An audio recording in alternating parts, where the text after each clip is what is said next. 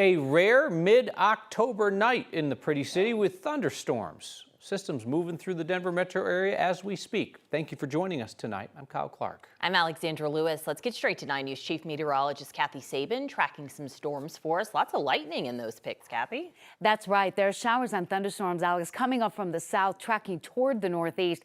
Nothing severe, but a very spring-like sky out there with mild temperatures.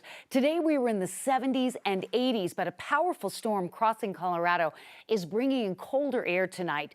Cold enough that we could see snow in the mountains, and tomorrow night, freeze conditions across parts of Colorado.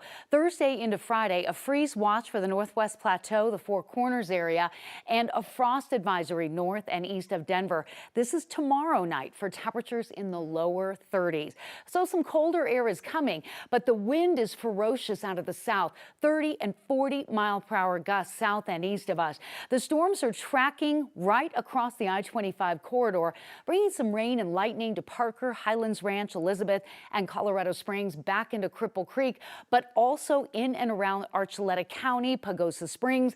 Flood advisories remain in effect for that area as they've seen an additional 1.5 inches of rain. Heavier showers have shifted just a bit to the south and to the east, but the flood watch remains in effect. We'll have much more on the storm moving into Colorado tonight coming up.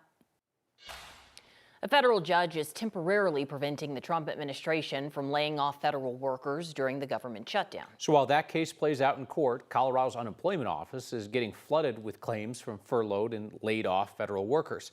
In fact, they've put together a special team to work through those as quickly as possible. Since President Trump took office and his administration began purging the federal workforce, nearly 2,100 federal employees in Colorado have filed for unemployment. Nearly half those claims came within just the past 2 weeks. State Labor Department leaders tell us this shutdown is more complicated to manage.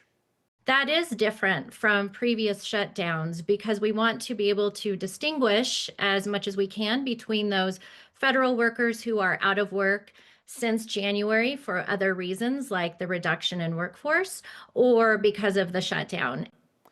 Furloughed federal workers will need to pay back their unemployment benefits once the government reopens and they get back pay. But President Trump has said he thinks some federal workers don't deserve to get back pay. Week 3 of the government shutdown means it is week 3 without pay for some federal workers. 9 News reporter Colton Chavez joins us now. Colton, you spoke with a civilian employee at the Buckley Space Force base who is working right now without pay. Yeah, Alex, the federal employee I spoke with, they wanted to remain anonymous for fear of retribution. But he said he wants people to understand the real impacts this shutdown has on more than 1 million federal workers just like him. This should not be the way the system works. Operations at Buckley Space Force Base go on each day despite the federal government shutdown and despite the fact that their workers aren't being paid. The same bills that we used to pay just aren't getting met. This is not the first time this man has been through a government shutdown. He says this time is different. We had previous furloughs, and those of us who were working actually got paid. This time, everybody's not getting paid. It's money he says he can't go without. This is likely to put me behind. I'm going to have to take a loan to make up for the paychecks that I'm going to miss. A temporary solution to a problem without an end in sight. The problem is that neither side is willing to give. And a situation he has no control over. We're just pawns in the middle of this. I'm glad they're able to pay the military, but that leaves the rest of us federal employees, we're pawns. He told me he got 60% of his pay last month and hasn't been paid at all for October. He's not sure how sustainable this is for himself or any other federal employees. Colton Chavez, 9 News. A food pantry on Buckley Space Force Base is scaling back services during the shutdown. The food pantry is not affiliated with the Department of Defense. It's run by the group Buckley Spouses Alliance. During the shutdown, they're reducing the amount of pounds of food each person can take home with them. The hope with this is they'll be able to serve more people, some of whom could be visiting for the first time. We are almost double the amount of patrons that are coming through our doors. The food that we are getting is just not enough to sustain the need right now. We've also heard from other local food pantries facing similar problems, and more people may soon turn to them for support. If the shutdown lasts beyond October, SNAP benefits may not be available. Leaders in Boulder County are reconsidering whether to raise the minimum wage there. They're getting pushback from farmers and small business owners who say the current plan could put them out of business. 9 News reporter Ria Jha joins us now. Ria spoke with farmers and labor advocates who are both focused on survival. Yeah, and Boulder County is one of the wealthiest in Colorado. Labor advocates say workers can't afford to live there, but this debate only affects unincorporated Boulder County, where farmers and small businesses say the solution to income inequality shouldn't fall on less than 5% of the county's employers. On this patch of Boulder County soil, tradition meets utility. I just started wearing my kilt. It's a workman's kilt. I can hang all my tools on it. Michael Moss's identity is wrapped in his farm. The namesake was a bit of a joke, but it stuck.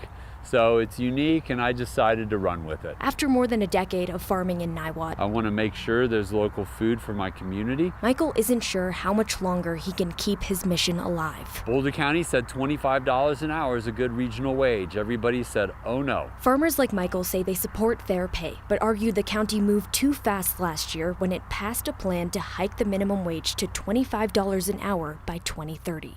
This week, he and others asked commissioners to slow things down. If this wage ordinance moves forward without moderation, the prices we'd have to charge for every product would rise 30 to 40%. Labor advocates made their case too. Among them was Alejandra Beatty with the Boulder Area Labor Council. The cost of living hasn't actually paused, so why should we pause wages? Whole Foods, which is not cheap, will be less expensive than local food grown right here in the county. But I hear that concern. Why not help workers and also figure out ways to help these small businesses through this transition? Alejandra is proposing tax credits or grants for farmers. They offered farmers a small grant. It was $5,000. $5,000 doesn't even cover a portion of 1 week's labor costs. So the amount of money they would need to funnel into farms, they just don't have. With no clear middle ground, Michael says he'll just keep farming the way he always has, until he can't anymore. You know, I've always made less money than my employees, which is one of the struggles about being a farmer. You know, it's the real grit of a farmer just to keep going. At yesterday's hearing, many small business owners and farmers say they already pay their workers above the Boulder County's current minimum wage of $16.57. The county is now weighing several options. That includes keeping the current schedule of raising the minimum wage, slowing it down, or pausing it completely. Ria Jha, 9 News. A police dog in Colorado Springs was stabbed on the job this morning. Colorado Springs police sent a canine named Rome into a home with his handler, responding to the report of somebody violating a protective order. That's when police say the man that they were looking for repeatedly stabbed the dog. The dog was taken to an emergency vet and at last check was in surgery. Officers hit the man with a chemical irritant and tased him. The man's now in custody, and police say he'll face charges for the attempted killing of a police service animal. The man who led deputies on a chase that ended in a horrific crash in Clear Creek Canyon was on parole. The Clear Creek County Sheriff's Office says this man, 29-year-old Christopher Moore, was suspected of breaking into roughly 24 cars in mountain communities in recent weeks. When they spotted him yesterday, they say he drove off going the wrong way on I-70. A short time later, he crashed head-on into another car on Highway 6. He was killed. So was the driver of the other car. 9 News Investigates confirmed Moore was released from state prison in June. 9 days later, Arapahoe County deputies arrested him for car theft, forgery, and drug possession. 9 News legal analyst Scott Robinson says that should have led to an effort to revoke his parole and lock him up. An individual, in theory, should not be released when charged with felonies when on parole for other felonies. It's simply not the way the system is supposed to work. Today, Colorado State Patrol identified the other driver who died as 51-year-old Stephen Ainsworth. He was from Arvada. People who regularly drive in Colorado's mountains are headed into wintertime with fewer cameras to give them a heads up on conditions. Dozens of CDOT cameras are now off the grid after the state ended a contract with a private camera vendor. That includes several cameras along US 40 between Denver and Winter Park. It leaves drivers with just one temporary solar-powered camera at the top of Berthoud Pass. Locals say the loss of those views will make it harder to plan winter travel. We are on co-trip every day, all day. We are looking at what the road conditions are saying. We are looking at the cameras. Those cameras are very helpful. It is a little disappointing to hear that they're not going to be up this year. CDOT says it still has more than 1,000 cameras across the state. And they say that a number of the offline cameras were redundant because they were near other cameras. The agency says it plans to replace about half of the cameras lost over the next 2 years and run them themselves.